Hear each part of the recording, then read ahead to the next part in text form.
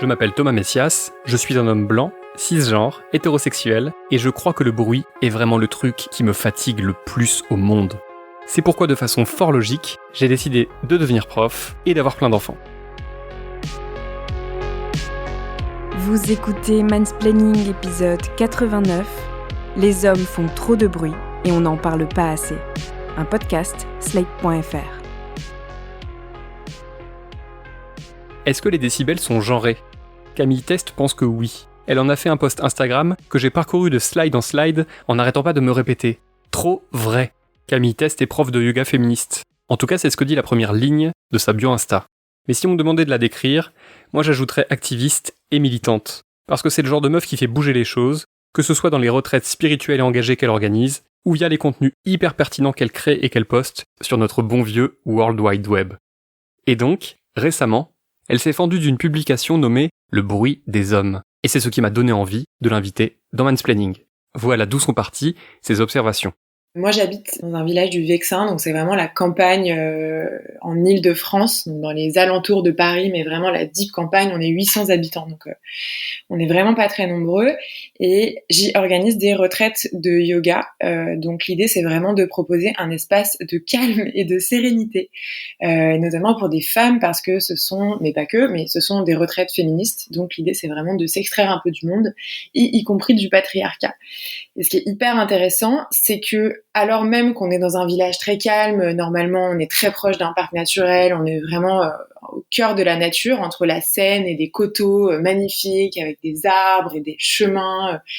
Et ben en fait, même dans ce contexte-là, on est rappelé au bruit et aux hommes, parce que les bruits qui sont faits et qui dérangent entre guillemets notre tranquillité sont pour l'immense majorité d'entre eux des bruits d'hommes, c'est-à-dire que ça va être des mecs qui passent sur des grosses motos hyper bruyantes parce qu'ils font toutes les routes du Vexin qui sont par ailleurs des routes magnifiques, ça va être donc là pour le coup plutôt des motos de route, ça va être des motos de trial, je crois qu'on dit comme ça, enfin des petites motos qui servent plutôt à aller dans des chemins escarpés de forêt, des gros quads évidemment, ça va être aussi des cyclistes qui passent vraiment en peloton devant chez moi et qui se hurlent des informations les uns les autres avec une espèce de manière en fait d'occuper l'espace sonore qui est dingue par rapport au fait qu'on est dans un petit village hyper tranquille.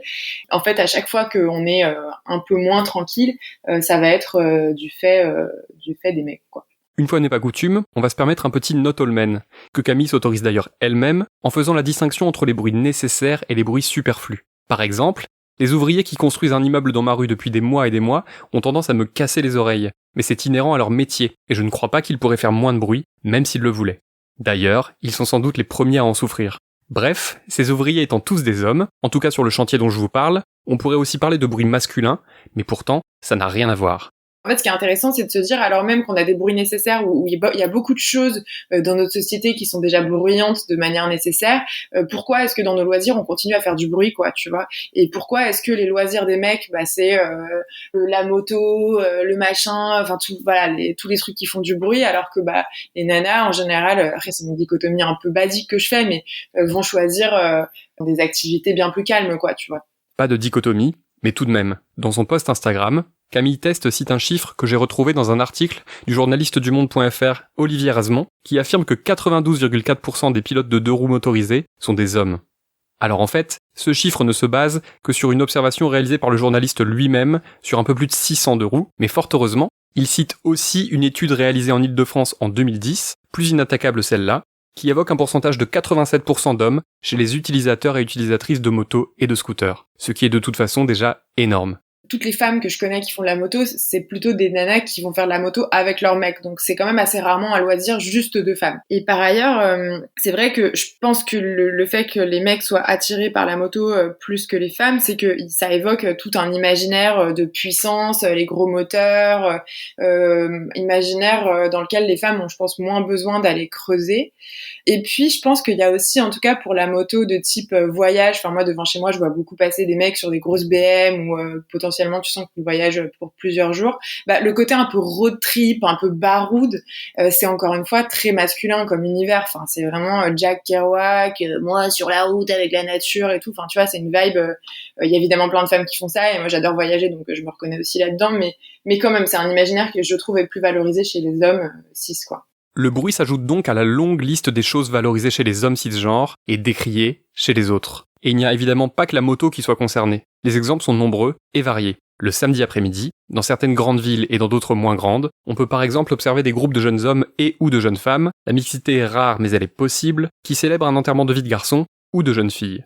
Le tout dans la joie, l'allégresse, l'absence de complexe et parfois en la présence d'alcool. Eh bien le regard sur les groupes masculins n'est pas le même que celui qui est porté sur les groupes de filles. Pour résumer, les uns sont considérés comme de bons vivants qui aiment la fête et les bons moments entre potes, quand les autres sont immédiatement pointés du doigt ou toisés avec mépris. Idem pour les terrasses de café, un lieu que j'ai souvent observé et qui a d'ailleurs été l'un des points de départ du livre que j'ai écrit, À l'écart de la meute, qui parle des groupes d'amis masculins. Camille Test. Sur les terrasses de café ou les terrasses de bar, quand on tend l'oreille, les gens qui font du bruit, parce que ça peut être assez bruyant, une terrasse, ce sont majoritairement les mecs.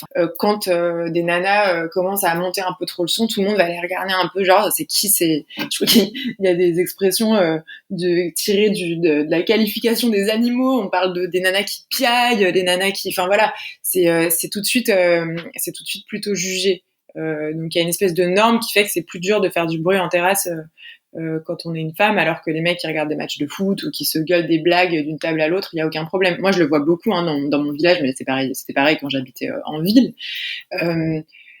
On peut être à une table avec un groupe de mecs à droite, un groupe de mecs à gauche, pour peu qu'ils se connaissent ou à peine qu'ils soient croisés aux toilettes, ils vont s'autoriser sans aucun problème à se gueuler des blagues d'une table à l'autre, alors même que en fait toi t'es au milieu avec ton café, que t'as pas forcément envie d'avoir tes deux oreilles remplies de leur bruit, quoi. Donc c'est assez ouf en fait, cette espèce de légitimité à exister par le bruit dans l'espace public. Moi ça m'impressionne en fait. Les beaux jours revenant, Camille Test s'est récemment installée en terrasse avec une amie. Et ce jour-là, constatant une fois de plus à quel point le bruit des hommes pouvait être envahissant, elle a décidé d'agir. Je me suis vraiment levée de ma table d'une manière vraiment très douce et gentille. Enfin, j'ai caricaturé ce truc-là d'être vraiment la petite nana super sympa, super douce. Excusez-moi, monsieur, est-ce que par hasard vous pensez que ça serait possible de parler un tout petit peu moins fort? Parce qu'en fait, avec mon ami, on s'est pas vu depuis longtemps. Enfin, vraiment, je me suis retrouvée à me justifier de pourquoi ça serait cool que je puisse entendre ma propre voix dans une conversation. Et en fait, c'était rigolo parce que la réaction qu'il a eue, elle était un petit peu, enfin, il y avait comme un bug dans le système, un bug dans la matrice. C'est-à-dire que il a complètement perdu ses mots et à la fois il était pas énervé mais en même temps il était pas sympa, il était vraiment dans un état un peu second et il réagissait vraiment en disant non mais bref, et puis finalement il s'en est sorti avec une pirouette en rigolant et en disant oh là là, c'est la première fois qu'on me dit ça en 50 ans, c'est la première fois qu'on me dit de me taire. Il en a fait des tonnes en faisant encore plus de bruit, c'est ça qui est dingue, c'est que du coup il en a profité pour prendre encore plus d'espace et en répétant que c'était vraiment la première fois qu'on lui disait de parler moins fort, quoi. Et moi, j'ai trouvé ça dingue, parce que je pense que c'est vrai, en 50 ans, personne n'a dit à cet homme de parler moins fort. C'est ouf, la légitimité du bruit des mecs dans l'espace public de ce point de vue, quoi. Là aussi, c'est un phénomène que l'on peut constater dans plein de domaines. Lorsqu'on fait remarquer à des hommes, a fortiori blancs, cisgenres et hétéros, que leur comportement dérange, ils semblent immédiatement tomber des nues. Comme s'ils ne se rendaient absolument pas compte de la place qu'ils prennent. Je pense que parfois, c'est totalement surjoué et qu'ils savent très bien ce qu'ils font. Mais je pense aussi qu'à d'autres moments, c'est bel et bien le cas. Ils découvrent pour la première fois que leur attitude n'est pas neutre. Le statut de privilégié, c'est ça. On peut agir et s'exprimer comme on le souhaite, sans se poser de questions, et avec la certitude que notre manière d'être est parfaitement normale et que tout le monde pourrait faire comme nous sans problème. Attention, il n'y a dans mes propos ou ceux de Camille Test aucune injonction. Nous ne sommes pas en train de dire qu'il faut aller dire aux gens qui dérangent qu'ils dérangent. Les barrières sont nombreuses. Moi, si je me suis permise d'aller voir cette personne, encore une fois très gentiment pour lui dire de pas parler trop fort, c'est parce que je connaissais plusieurs personnes en terrasse. Comme je vis dans un village, j'ai la chance d'avoir des gens qui me connaissent et qui voilà, qui font attention à moi autour de moi, y compris le cafetier de ce café-là qui me connaît et qui m'aurait défendu s'il y avait un problème. Et encore une fois, il y a une norme assez forte dans les villages qui fait que ce mec, il était sans doute du coin, il allait clairement pas se lever et m'en mettre une. C'est vrai que je l'aurais pas forcément fait en ville de la même manière. Après, je pense que c'est important, et la raison pour laquelle je l'ai fait aussi, c'est que je pense que c'est important que notre rapport à ce qui nous encombre et ce qui nous importune de la part des hommes notamment, ça devienne quelque chose de public. C'est-à-dire que c'est cool de se plaindre entre nous, entre guillemets, ou en tout cas d'en parler dans le cadre de, je sais pas, de moments non mixtes entre nanas ou entre personnes sexisées qui subissent un peu ça, quoi.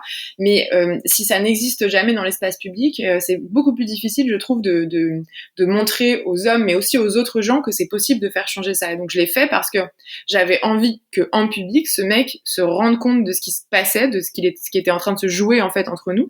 Mais également sur la terrasse de café, il y avait une famille, il y avait un autre groupe de nanas, enfin il y avait plein de gens, et j'avais envie de leur montrer aussi que c'était possible de faire quelque chose et de le faire sans agressivité, parce qu'encore une fois j'ai été très gentille, très polie, et je pense qu'on peut très bien faire ça de manière sympa, sans que ça devienne un drame sur la place du village, quoi. En fait, c'est simple. Le bruit, qu'il soit produit par la voix, par un moteur de voiture ou par une enceinte qui crachote de la musique, est l'instrument plus ou moins conscient d'une domination, celle qu'exercent les hommes cisgenres dans la société. Les hommes n'ont aucun problème à contrôler le bruit autour d'eux, c'est-à-dire qu'ils vont contrôler qui parle et qui parle pas, en coupant la parole, par exemple. Ils vont contrôler aussi l'espace sonore en soirée mixte avec des mecs et des nanas. C'est 90% du temps des mecs qui vont aller mettre du son, couper le son, changer le son, se conseiller sur telle et telle musique qu'ils ont envie d'écouter. Ça va être beaucoup plus difficile pour une nana d'aller passer derrière les platines. Pas forcément parce que les mecs l'en empêchent, mais parce qu'en fait c'est impossible d'aller passer du son dans une soirée où il y a des mecs autour de soi, parce que ça fait peur en fait, tout simplement. Dans le monde du travail, c'est la même chose. C'est beaucoup plus difficile pour une femme de parler dans une réunion, et surtout quand on est une femme jeune. Enfin, moi j'avoue que avant j'étais journaliste, et parler en conférence de rédaction devant des mecs, c'était très très compliqué. Et puis souvent parler, c'était aussi prendre le risque d'être coupé 3 fois, et en fait quand t'es coupé 3 fois, tu perds le fil de ta pensée. Quand tu perds le fil de ta pensée, t'as l'air d'une débile en fait. Enfin, c'est aussi ça les conséquences du fait d'avoir des hommes qui contrôlent le bruit et la parole, quoi. Et donc ça a des conséquences sur la légitimité professionnelle qu'on a, etc., etc. Nous en parlions avec Rokhaya Diallo dans l'épisode 48 et avec Audrey Voal dans l'épisode 79. La parole est un outil tellement puissant pour pérenniser cette domination et empêcher les femmes de prendre la place qui leur revient. Mais cela ne vaut d'ailleurs pas que dans le monde du travail ou en société. C'est aussi le cas dans le couple, en tout cas le couple hétéro.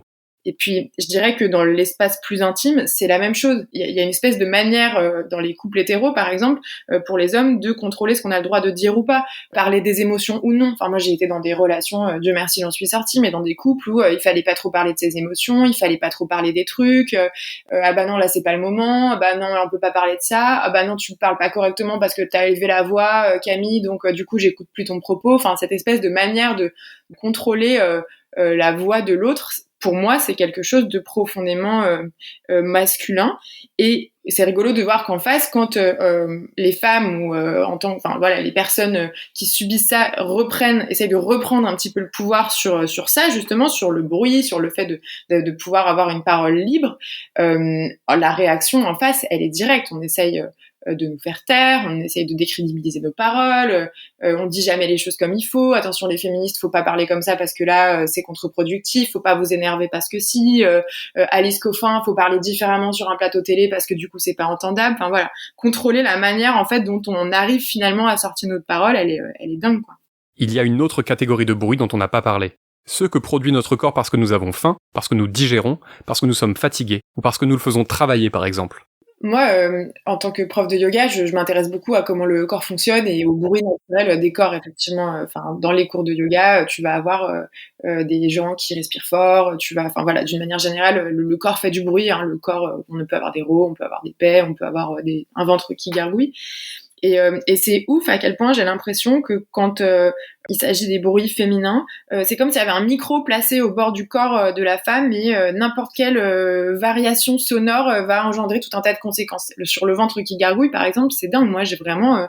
dès que je suis dans un espace clos, on va dire, où on entend quand même nos bruits mutuels avec des mecs et que mon ventre gargouille, genre 90% du temps, je me prends une remarque, mais un petit peu sous la forme de blague, alors que vraiment...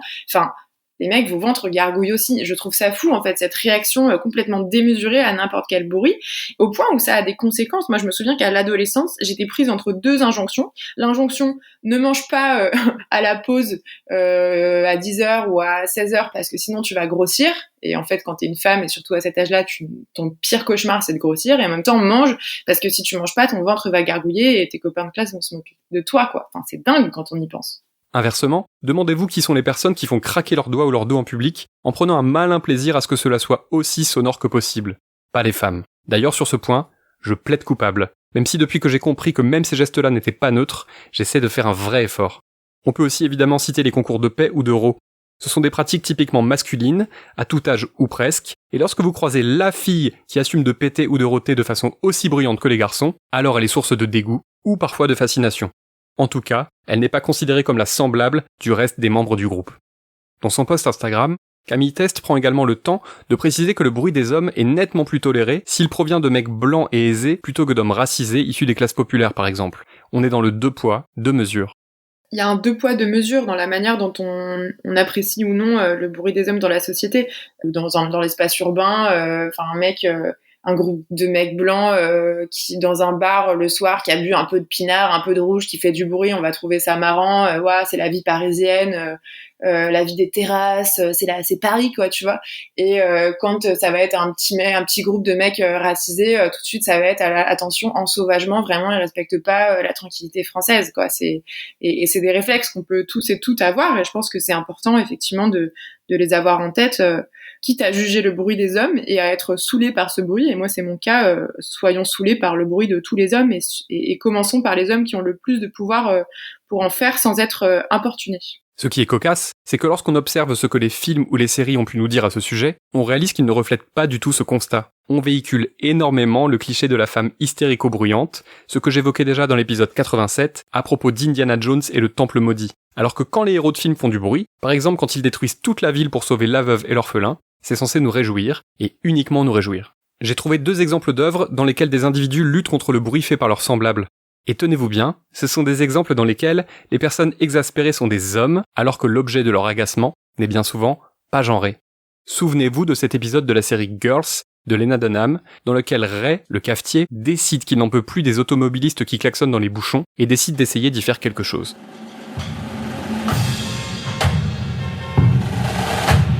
Tu la bouges, ta caisse, du con! Bonjour, monsieur. Eh oh! Eh oh, ça va? Bonjour, vous Qu'est-ce pouvez qu'il baisser me la veut, vitre, celui-là, s'il vous plaît? putain? Ça vous ennuie de baisser votre vitre? Merci. Je voulais juste vous dire que klaxonner comme vous le faites, ça sert à rien. Ça va pas vous faire avancer plus vite. Vous en êtes conscient? Ça n'a strictement aucun effet sur la situation. Ça vous avance à rien. Et il se trouve que ça me gêne. Je fais donc appel à votre civisme et à votre respect d'autrui concernant la pollution sonore. Vous voyez, j'habite juste là. Et ce vacarme incessant fait baisser ma production de norépinéphrine. Tu te prends pour qui, toi, putain? Pour le maire, hein? Arrête de me regarder comme ça! Va chier, pauvre connard! Ce vacarme incessant cause des dommages irréparables. Irréparables! Vous entendez? Arrêtez de klaxonner! Arrêtez de klaxonner! Moins connu parce que pas tout à fait abouti, on peut aussi citer le film Noise, qui date de 2007, et dans lequel Tim Robbins incarne un type qui ne supporte pas les bruits de la ville. Par exemple, celui des alarmes de voiture qui se déclenchent inopinément lorsqu'une vitre est restée entrouverte. Le film raconte la croisade de plus en plus violente de ce mec maladivement exaspéré par le boucan de New York City et la façon dont il assumera ses actes jusqu'au bout, y compris face à la justice. Dans ces circonstances, vous n'avez vraiment pas envie d'attendre 3 minutes, pas vrai? Ni 1 minute, ni 30 secondes. Personnellement, je pense qu'on ne devrait même pas avoir à le supporter. Je pense que vous serez d'accord. Mais contrairement à vous, je suis passé à l'action. Je suis le correcteur. Aujourd'hui, à l'hôtel de ville, le maire Reinhard Schneer a rencontré les 478 automobilistes dont les véhicules ont été endommagés par l'individu qui s'est récemment autoproclamé le correcteur. Je suis ici avec une... Ce qu'il faudrait en fait, c'est une version féminine de Noise. Un film ou une série qui interroge le rapport entre bruit et genre, et qui relie ça aux questions de domination. En tout cas, pas une énième œuvre dans laquelle le justicier épuisé serait encore un homme. Les hommes sont souvent prêts à passer à l'action.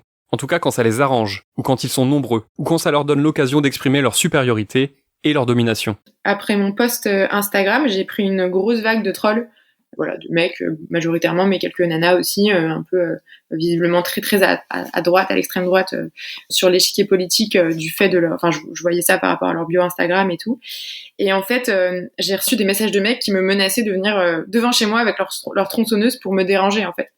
Et ce qui était assez intéressant, c'est que souvent, c'était des mecs qui me reprochaient dans mon post Instagram d'être une Parisienne un peu chiante qui était venue s'installer à la campagne et qui acceptait pas le bruit de la campagne. Et donc, ils avaient prévu de venir avec leur tronçonneuse, leur tondeuse à gazon, etc., etc.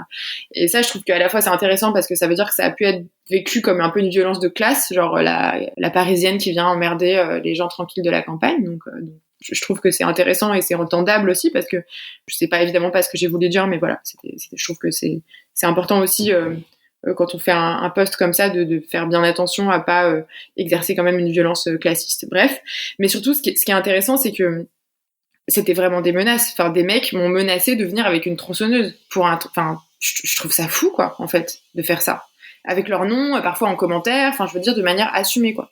Petite suggestion, messieurs. Posons nos tronçonneuses, écoutons davantage les meufs, et demandons-nous à quel point nous aussi, même si de prime abord nous n'en sommes pas persuadés, nous participons à cet aspect-là de la domination masculine. Et pas seulement à celui-là. C'était Mansplaining. N'hésitez pas à vous abonner au podcast sur votre plateforme favorite, à mettre des cœurs et des étoiles, et à laisser des commentaires. Vous pouvez aussi écrire à mansplaining@slate.fr ou nous contacter via le compte Instagram Mansplaining Podcast. Mansplaining est un podcast de Thomas Messias, produit et réalisé par Slate.fr, sous la direction de Christophe Caron et Benjamin Septem-Ours. Montage, réalisation, Mona Delahaye. À dans 15 jours, pour l'épisode 90.